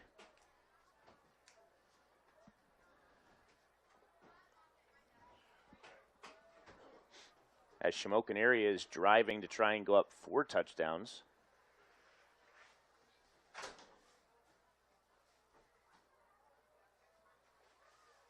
First and 10, Tigers from the 35-yard line.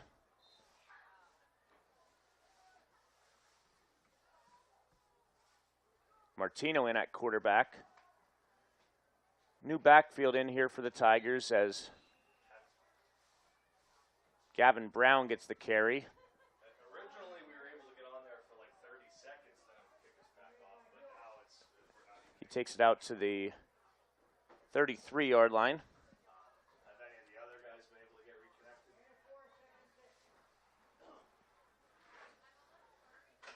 Second and 7 coming up.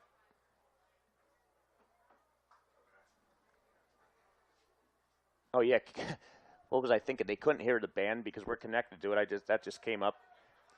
So Garcia on the carry, picks up a yard. Out to the 40-yard line.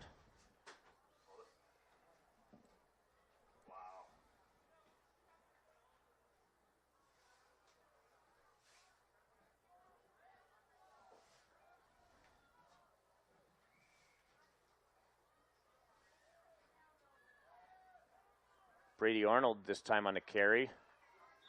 Nice dose of running there by Arnold. So he picks up 10 on the play. Let's move the sticks.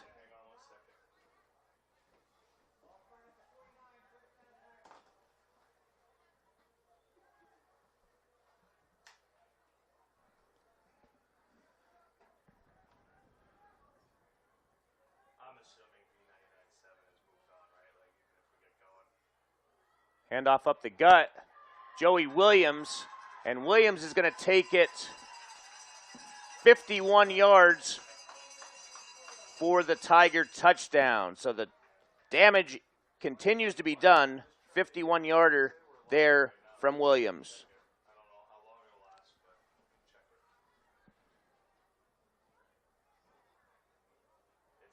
Tigers over 50 points for the third time this year.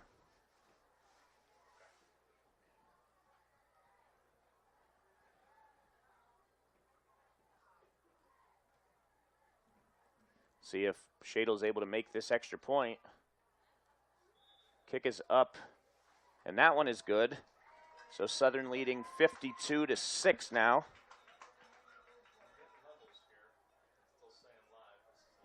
(53-6).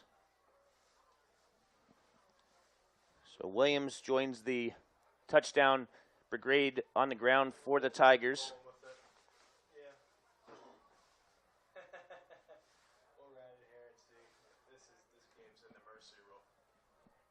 With 9:53 to go in the third quarter. We'll get in what we can here. Yeah, this game's in the mercy rule, so it's probably not going to be too much longer anyways. But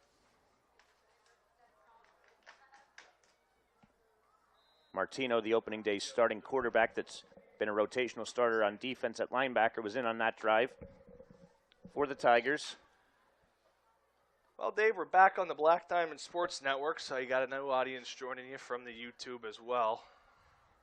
As the return man for Shikellamy fumbles the football, but it goes out of bounds. That was Pollock on return. So much like last week, Casey, Tigers woke up after the opening score by their opponent. Last week it was 33 unanswered. This week, 53 consecutive scored by the Tigers, as they are now over 400 yards rushing for the second week in a row. Yeah, they've gotten this ground game rolling, Dave. It's something that they, I would say, struggled a bit earlier on in the year running the football, but of late, they've really been rounding into form. Raybuck back to pass again. He looks, fires, incomplete. Coverage there by Braden Andrews. So that's 5 straight incompletions from Raybuck. So we're seeing, a mix of guys out here for the Tigers, right? We have some offensive starters, it looks like, getting some work on defense. Braylon Smith and Jude Bremagen in at defensive tackle. I see Braden Andrews out there at corner.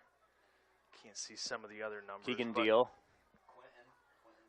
John Quinton playing left DN. So a mix of some younger guys and some offensive starters getting a defensive rep here this drive.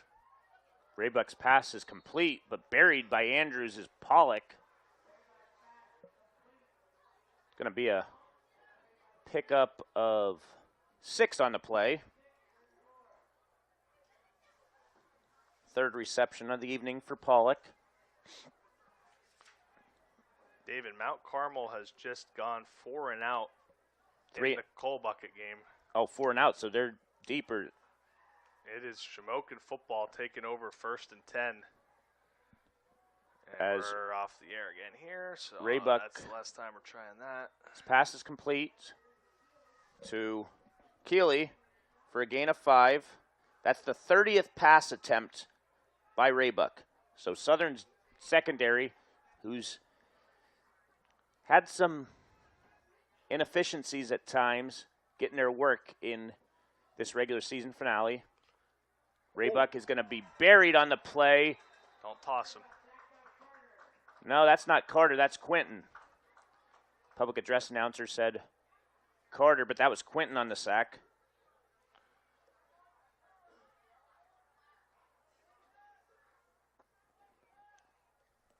So the 4th sack of this game for the Tigers. That one's a sack of 10 yards. 2nd and 20 coming up.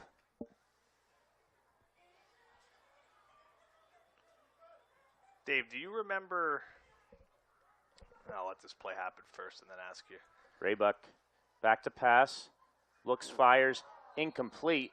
Receiver slipped. Pollock, if Andrews was about 3 or 4 inches taller, he could have took that to the house from about 40 yards out.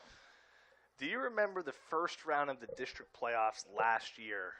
Was that against Northeast Bradford? North Penn Mansfield, North was Penn it? Mansfield. Yep. How many pass attempts did that quarterback have that's in right. that game? That's the only game I could remember potentially having as many pass attempts and one-sided where they're not even really trying to run the ball. I know in that game they had 0 rush attempts in the first half of that one? Yep, you're right. It's definitely the last time it was a chance of it, as the pass is complete to Pollock. He takes it out for about 7 on the play. Good job there in coverage by Keegan Deal and Nolan Wittick getting some action. Yeah, Wittig comes in mostly special teams, but 23 tackles on the year. Fedorov leading the team coming into this one with 103. Barnes 49, Yankowski 40, Chase Williams 37 as the leaders. So punting here will be Raybuck, the junior.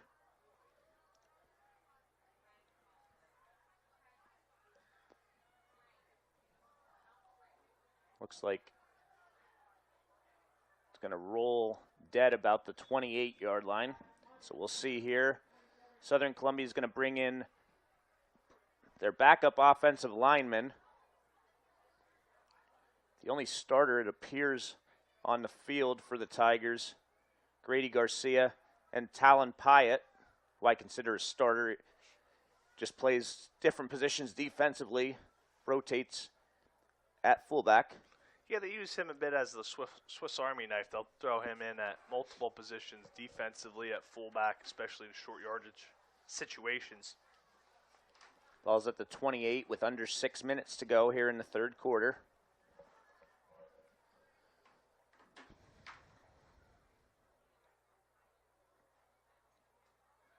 Handoff goes to Brown, and Brown's going to be hit out of bounds for a loss of 2 on the play. Taking the ball back to the 26. Shamokin area still trailing, or still leading Mount Carmel area 21-0. The Red Tornadoes have the ball, but they're deep in their own territory. If Marshalek's in shotgun, he's going to be taking it from his own end zone. Yeah, they got the ball off a nice interception by Johnny Morganti. Handoff to Garcia. Garcia is going to be hit for a loss of 2 on the play. Third and long coming up. That Mount Carmel Shamokin game just went into the fourth quarter.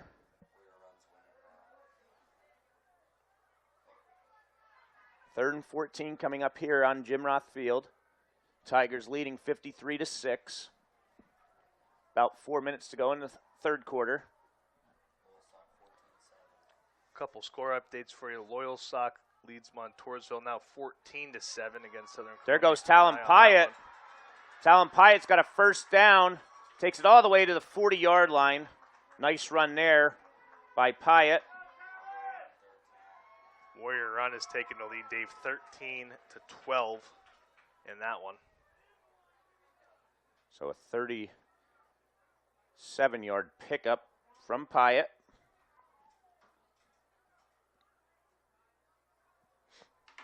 As the Tigers continue to mount the rushing yards.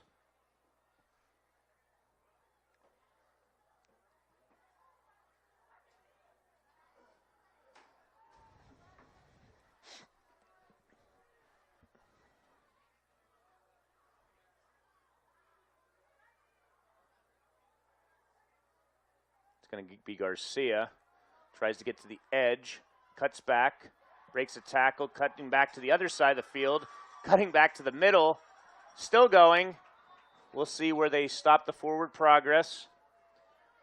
They're going to give them to the 34, so a pickup of 5 on the play.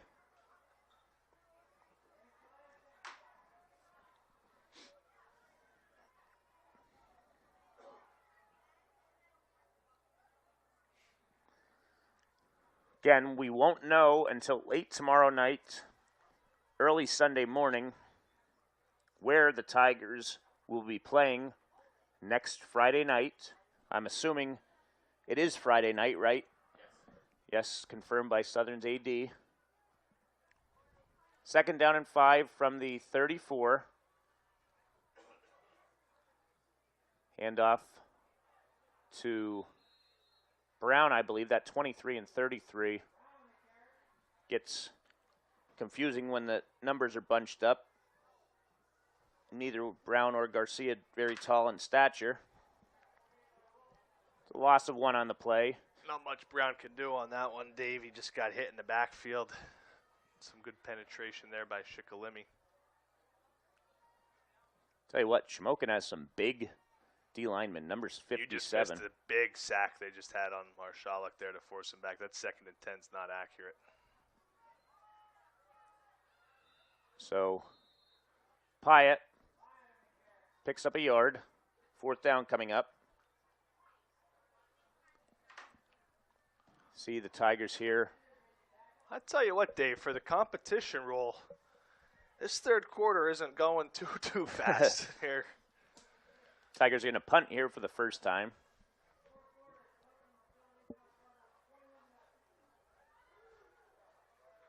So Shadle's punting.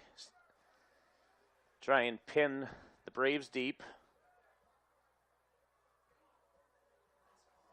And he's going to punt it almost out of the end zone in the air. So might be his farthest punt of the year, Dave, but it was one where you didn't want to punt it that far. That probably traveled, 45 yards in the air? Well, he's kicking near midfield, so closer to 50, yeah. Wow. At least 45. Nonetheless, good to see a good one fly off the boot there with that high, tight spiral from Shadle. As Shamokin sacks Marshalluk again, so the Red Tornadoes are going to have to punt. They can't have many yards. Honestly, they can't. Injury down. They also have an injured lineman down. So we'll see if Shikellamy is able to put anything together on this drive. Their first drive looked very impressive, but since then, not much doing. As Raybuck's still in at quarterback, he has trips to the Tigers' side of the field. Back to passes Raybuck. He completes it to Pollock. 14-yard pickup. There is a flag on the play, so we'll see what it is. Personal foul roughing the passer against the Tigers, so be about a 30-yard play.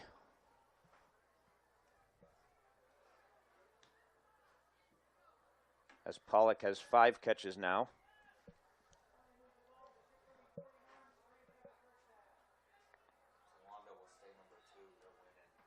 Ball's out at the 49-yard line.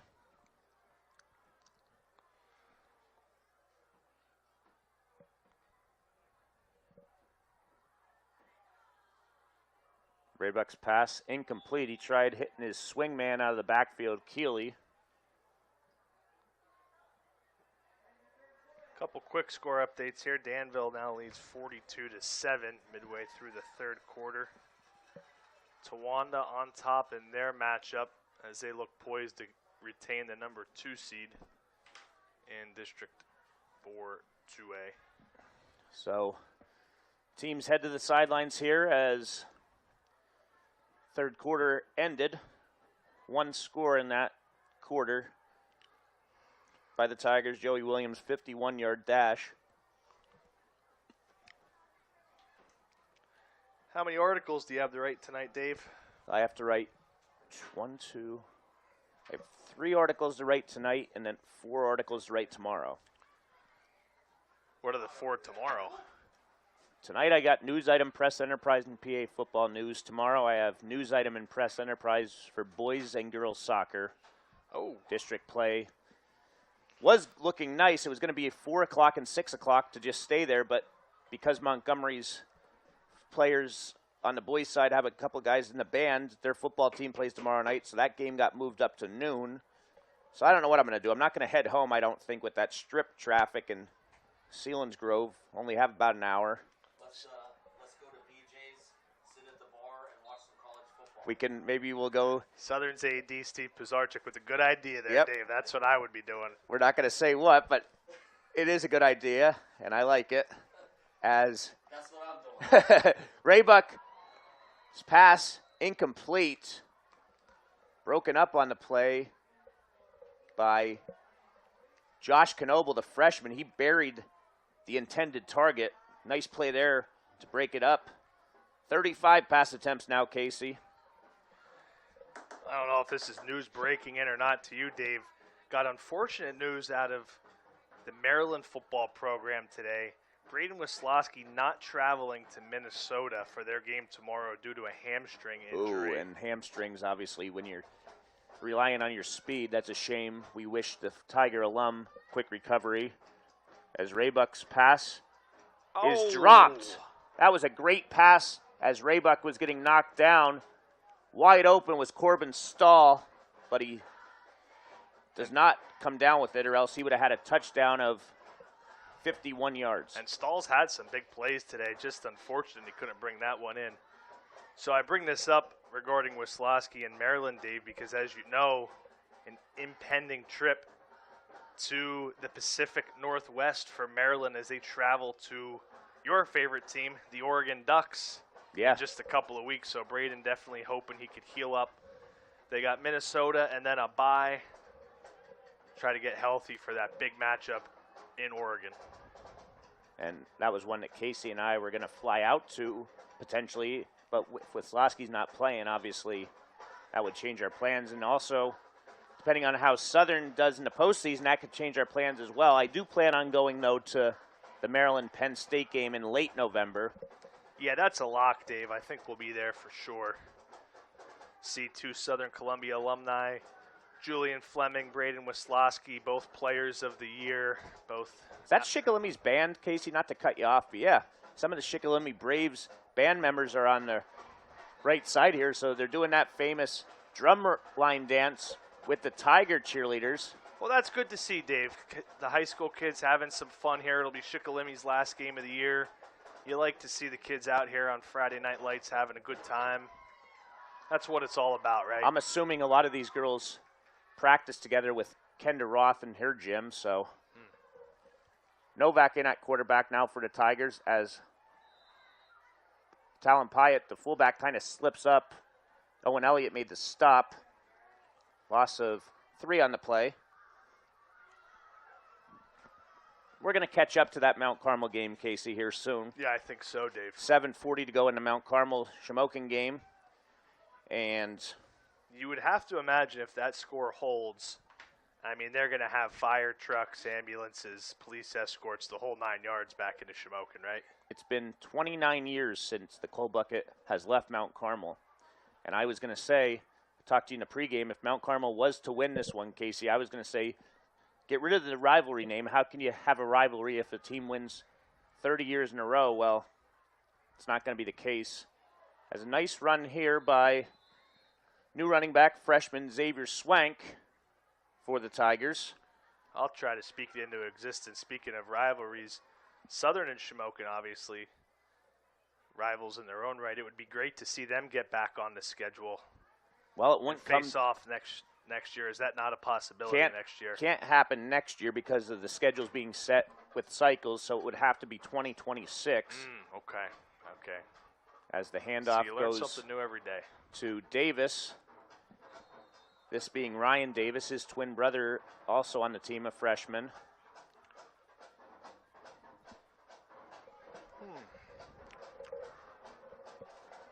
So the Tigers will punt here. Give Davis 4 on that carry.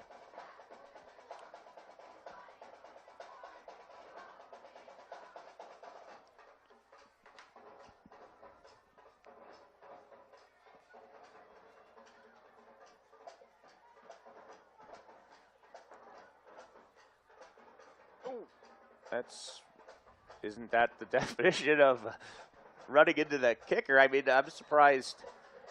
Surprised the young man Bassbinder wasn't didn't block involved. it. Yeah, I'm surprised he couldn't block it.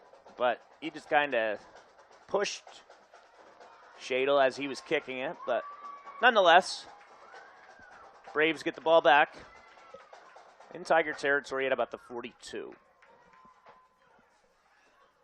How much time is on that clock, Dave? 7:49. Yep, 7:49. Not going to have much of it. Well, we're not going to have a I don't think we're going to have a post-game post-game show. show. No. So I can take my stats down and Yep, we're just going to start wrapping it up can here. kind of talk about it. Well, there's Williams finishes the game, 5 carries for 60 yards, 68 yards for the Tigers. Talon Pyatt, 4 for 34. And then the other guys we talked about at halftime. As there's a fumble on the play. Now they're going to call him down. Keeley on the carry, picks up a yard. That's the first running play of this second half for the Braves.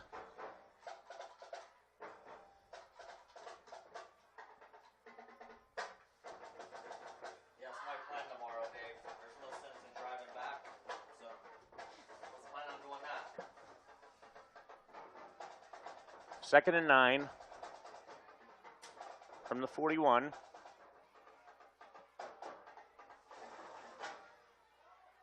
New quarterback in, Casey.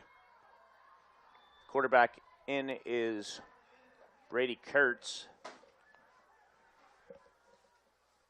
Yep, Davey was trying to get a nice little corner pattern completed there, but unable to connect with his receiver. So Southern Columbia, Dave, they're going to finish 6-4. Again, waiting on where they might be playing in the opening round. Could be a number of different spots. First 4-loss regular season since 2009, but it does keep Coach Roth's tremendously rare streak, 41 years now without a losing record. Yeah, that's something that'll never be touched again. Just truly an unfathomable achievement. So the incomplete pass from Kurtz makes it 4th and 9 now. As the clock continues to rule, which is the nice thing about this mercy rule thing.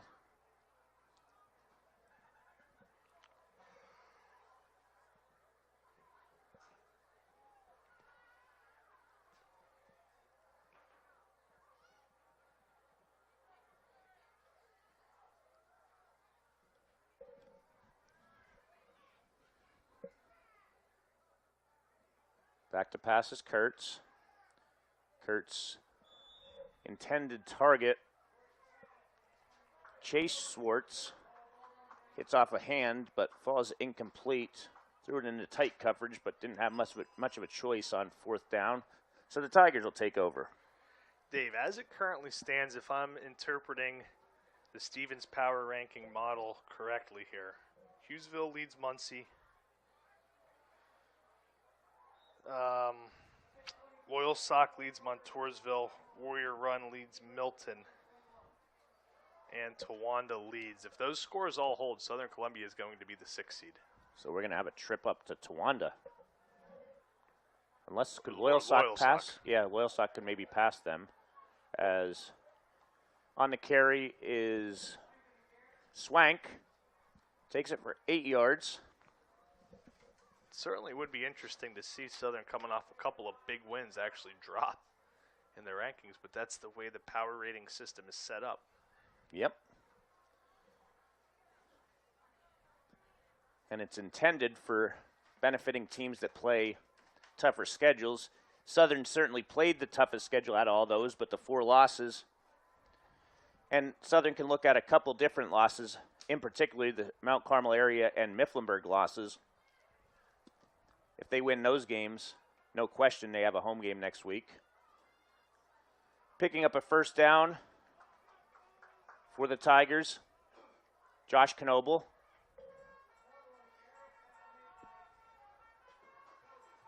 As he picks up 4 on the play.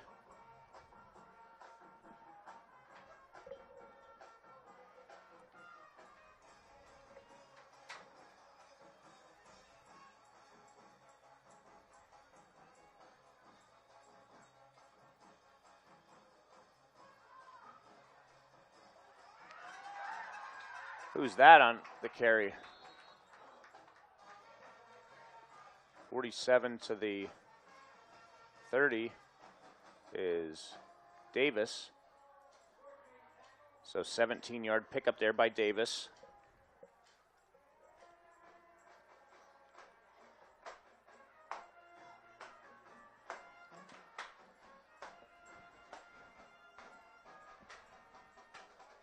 Ball at the 30-yard line with 2:50 and counting remaining.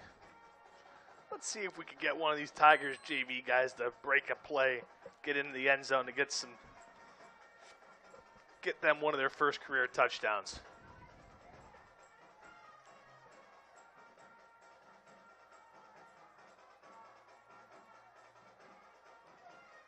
Knoble's going to get back to the line of scrimmage.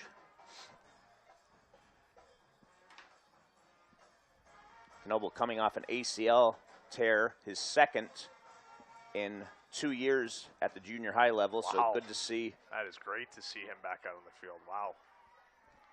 1 to each leg, I believe. Wouldn't wish that on my worst enemy, Dave. Could be wrong about that, but tough kid, just a freshman.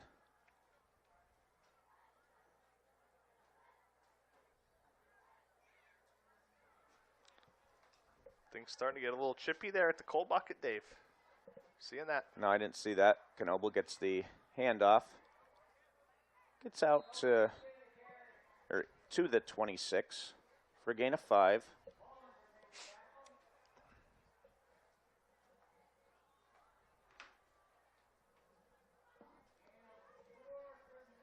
So once Casey wraps up, I'll do my interviews. By the time I'm up here, pretty much going to be packed up. One would hope, Dave. One would hope. If you're still packing up, I'll get the sign out in front of us. Southern's going to have to run probably 2 more plays here, depending on the length of this one.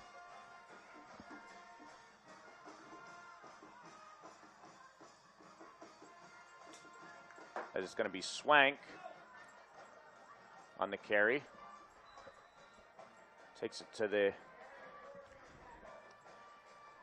Nice number there out of the youngster, Xavier Swank, Dave. You remember that number out there on the field? I do. Yep.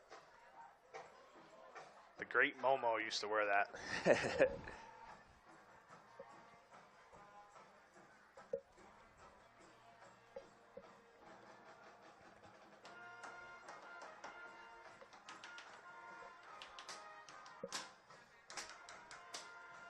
So Southern's going to have to run one more play.